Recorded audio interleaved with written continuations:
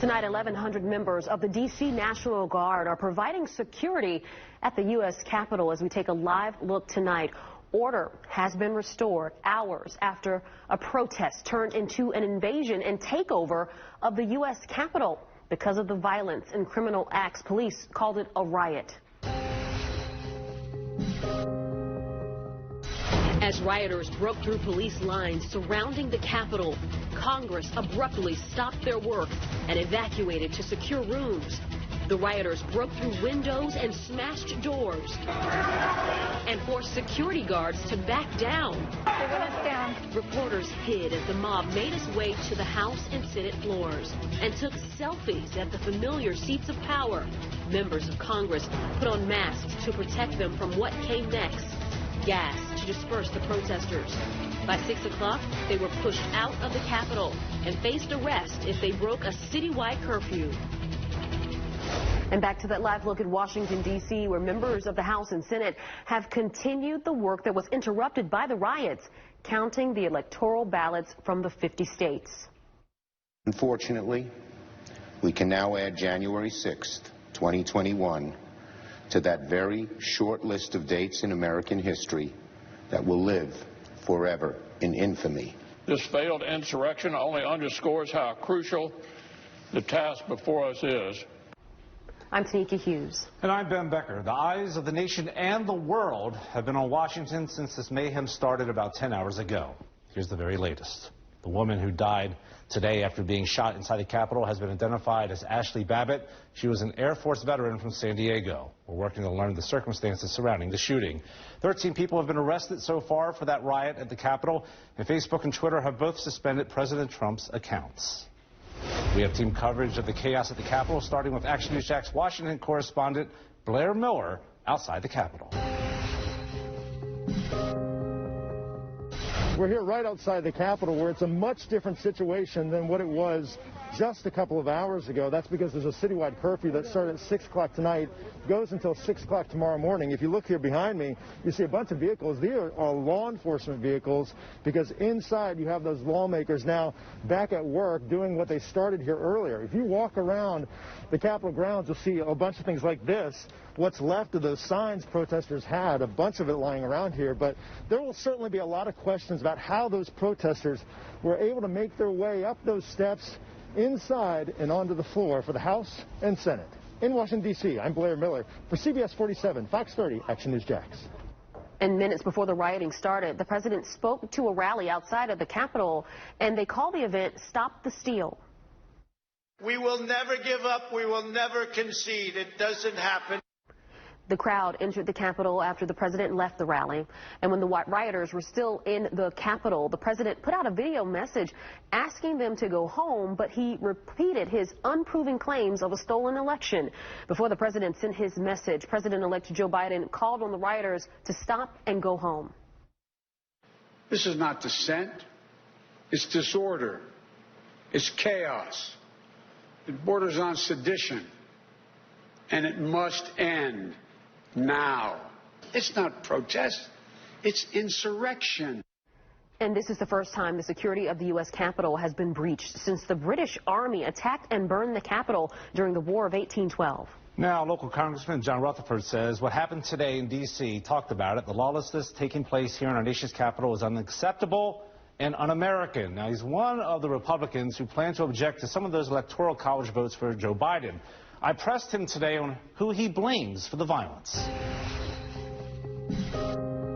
The people that I blame for this are the people that stormed the Capitol of the United States. That's who I blame. And I hope that they'll all be held accountable. I hope that lives and property are not destroyed in this process. You don't think the president has helped stir the pot in any of this? Pardon me? You don't think the president has helped stir the pot to get us to the point where we are? Well, look, I always blame the people that commit the crime. They're the ones that are responsible, and they're going to be held responsible, I'm sure. Well, you're one of the lawmakers who objected to the certification of the electoral votes. How much responsibility do you take for what we're seeing today? None, Ben. This is a constitutional process. What's your objection? State legislatures have the plenary, which means total authority to set election laws. And there are some states where that was violated during this election process, some changing them 2 days before. My issues are with Georgia, Wisconsin, Michigan, and Arizona. Can you cite your source for some of this fraud that you're alleging? Yes, it's in court records. I'd like to hear from you. But specifically, which law? I'd like to know. Well, I tell you what, I'll send it to you. I don't have it at my fingertips right now.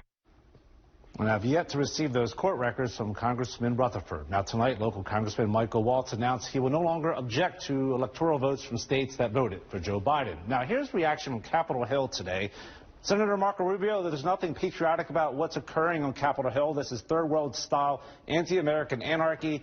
Meantime, Rick Scott, the thugs who stormed the Capitol today and incited violence should be arrested and prosecuted to the fullest extent of the law.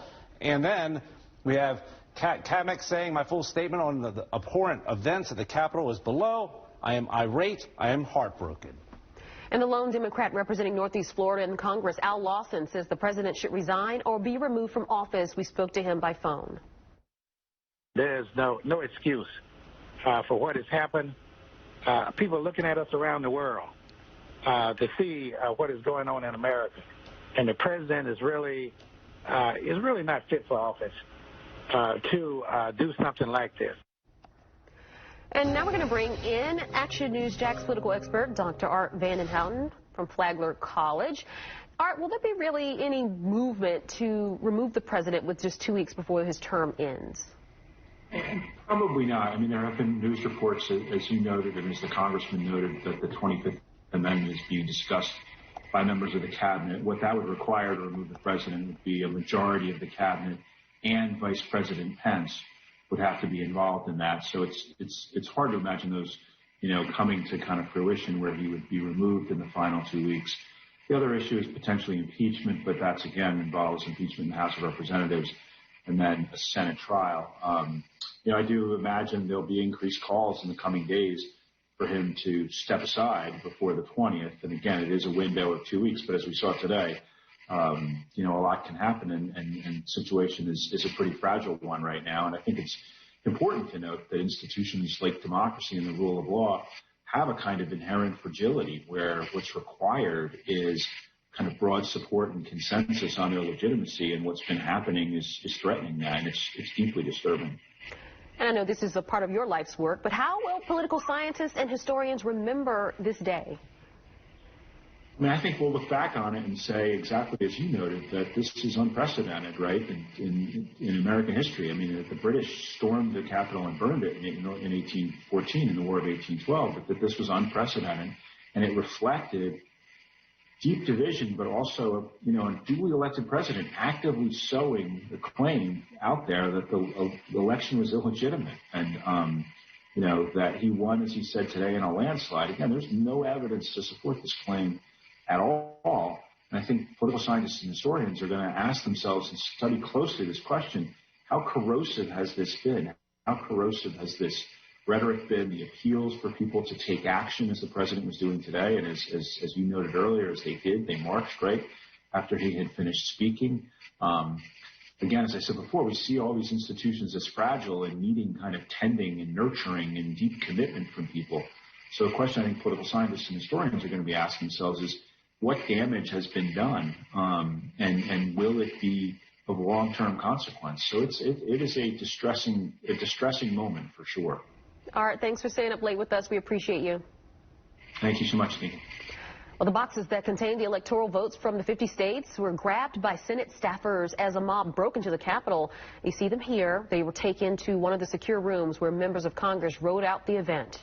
Now, there were peaceful protests across the nation as the violence unfolded at the Capitol. Supporters of President Trump held a Stop the Steal protest outside the old Capitol in Tallahassee today. Georgia's Secretary of State and his staff evacuated their offices in Atlanta because armed protesters gathered outside. It did not stop the vote counting across the state for yesterday's Senate runoff elections. In the middle of the chaos at the Capitol, the AP called the Senate runoff for Democrat Jon Ossoff defeated Republican Senator David Perdue. And overnight, Raphael Warnock secured enough votes to win the special Senate election runoff, defeating incumbent Kelly Loeffler. Now that ties up the U.S. Senate. Vice President-elect Kamala Harris will have the tie-breaking vote, giving Democrats control of both chambers of Congress. And going forward, of course, they control the White House. I will continue to monitor the security situation outside the Capitol and the work Congress is doing inside. We'll bring you updates on the electoral count on air and overnight on ActionNewsJax.com. I'm Action News Jax. Chief Meteorologist Mike Burris tracking a storm system moving westbound. Now, it's still quite a ways away, just approaching New Orleans, but it'll be here in less than 24 hours, tracking rain and then a temperature drop in the first alert forecast. Coming up, 2 stories you still haven't seen on Action News Jax. First, speeding up the vaccine line for local seniors. The big change intended to get more vaccines to assisted living residents. Then, and the brutal rape of an 8-year-old girl solved after 5 years. The key clue that helped detectives close the case. More local stories straight ahead on Action News Jax. We have new information. With the chaos at the Capitol, the AP reporting a total of 4 deaths today. During that chaos, one was the shooting we told you about earlier. The other 3 were medical emergencies. Also being told that at least a dozen officers were hurt, according to the Washington Post. Now, the security forces are there 10 hours after this protest turned into a rioting mob that stormed the U.S. Capitol. Here's some of that video from earlier, forcing members of Congress to run for safety. Right now, Congress has returned to work that was interrupted, counting and debating the legality of those electoral votes that are expected to result in Joe Biden being officially declared the winner and president of the United States. Action News Jax will continue to cover the situation at the Capitol overnight. Tomorrow morning, we're going to have live reports from Washington, and we're going to discuss the situation with Action News Jax law and safety expert Dale Carson in the 8 o'clock hour. For instant updates, head to actionnewsjax.com and download our mobile app. New milestones in the effort to vaccinate seniors in Florida against COVID-19. Tomorrow at 9 a.m., St. Johns County will launch its online appointment system. In Duval, online sign-up for a new round of appointments starts at 5 o'clock. Detailed information for all the counties that have announced plans are on actionnewsjax.com. Now, the man in charge of Florida's vaccine distribution says he's not satisfied with the federal government's performance. Director of Florida Emergency Management, Jarrett Moskowitz, says the number of vaccines coming to Florida is falling when it should be going up. It's not being done fast enough, and no, I'm not happy. He also says Operation Warp Speed only gives him a 1-week outlook on vaccines, which makes planning difficult. New at 11, the state has a new plan to get vaccines to those in long-term care facilities faster. Action News Jax' Danny Bazzini joins us live from the Prime Osborne Center. And Danny, the state will take over distribution for the facilities that don't have vaccination dates set up yet. I'm told the state is trying to speed up the distribution process, especially at long-term care facilities. Many of these places have not yet been able to administer the first dose. We were told in our facility here in Jacksonville it would be the 28th. The 28th came and went, and not a peep from anybody as to what's going on. Mary Daniel says she's disappointed that her husband, Steve, who stays in an assisted living facility, has yet to receive the vaccine. For me, it's simply wanting to take Steve out of the facility. Daniel says just yesterday she learned he'll be getting it on January 22nd. He's still 14 days away. So still, that's a long way, a lot longer, a month later, basically, than what we were originally told. And so that's disappointing. Dayspring Senior Living Executive Director tells Action News Jax because of the slow turnout, the state will be taking over vaccine distributions at long-term care facilities this week. He says the state will be prioritizing those who have not gotten a vaccine date yet from CVS or Walgreens pharmacies. Daniel says she just hopes things will move more quickly than they have. All she wants is to be able to bring her husband home. It will be a year by the time this is over because he won't get his second shot until February. If you are 65 or older and you do not live in one of these facilities, you can make an appointment online in Duval County for the vaccine. The new time slots will be available tomorrow at 5 p.m. And of course, we have everything you need to know on how to fill out that form on our website, actionnewsjax.com. Live in La Villa, Danny Bozzini, CBS 47, Fox 30, Action News Jax. Our coverage continues on actionnewsjax.com. Click the COVID-19 vaccine banner and you'll find a page with all the information you need to make an appointment if you are 65 and older. Now, Action News Jax First Alert weather. Well, besides being pretty, they're being involved with the First Alert forecast. 5 years ago, an 8-year-old girl was brutally beaten, raped, and left for dead. And the crime shocked our community and remained unsolved until now. Action News Jax, Ryan Nelson joins us live from JSO. And Ryan, police say DNA evidence cracked the case. JSO says DNA evidence was resubmitted in 2020 and came back as a match for Henry Williams. He was 14 years old at the time of the crime. August 10th, 2015, the day police say an 8-year-old girl was brutally beaten, raped, and left for dead near University Boulevard. We went to the back house, and her little girl came out running and screaming, and she was naked and full of blood. Angela Laganelli says she was there when the victim's mother found the little girl. Today, a resolution. The suspect, Henry Z. Williams' DNA, was identified to be a match to the crime scene. Sheriff Mike Williams says Lieutenant Erica Baker responded to the scene in 2015 and in 2020 resubmitted DNA evidence for review through CODIS. Police say Henry Williams was a match and was just 14 at the time of the crime. Action News Jax told you in 2019 when Williams was arrested for his role in a deadly 2017 carjacking in Clay County. JSO says the arrest put Williams in the CODIS system for the first time. Retired Detective Larry Baker was the lead investigator. 12 plus years I spent in the unit. No case has ever impacted me like this one. Laganelli, who babysat the victim, is grateful for justice. It means the world. I mean, it means that God is going to have the right to do what he wants to do with him. And Williams is serving a 4-year sentence for the Clay County carjacking case. The sexual battery is a life felony. Reporting downtown, Ryan Nelson, CBS 47, Fox 30, Action News Jax. A man was shot and killed just north of I-10 in Jacksonville's Mixontown neighborhood. Now, JSO says this is the second homicide of the year. Officers say the man was at work when he was shot outside. They think he was targeted. JSO says they detained 2 men for questioning, and a black Nissan was seen driving away from the shooting. Meantime, JSO says a man was shot in the arm while people were recording a rap video in Arlington. The victims say they were working on the video when 3 men stopped and started shooting. It happened on Burt Road. The man is expected to survive. A local woman is accused in the murder of her ex-boyfriend, even though she was not there when he was killed.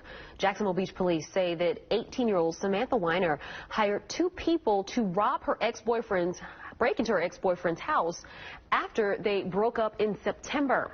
Now, during that break-in, the ex-boyfriend shot one of the 2 men. 20-year-old Ezekiel Archuleta died. A neighbor who didn't want to show her face was not surprised by what happened. I think it's really crazy. It seems like a super nice area where nothing like that would happen. The ex-boyfriend was not charged for shooting the man during the robbery. He was arrested on a drug charge.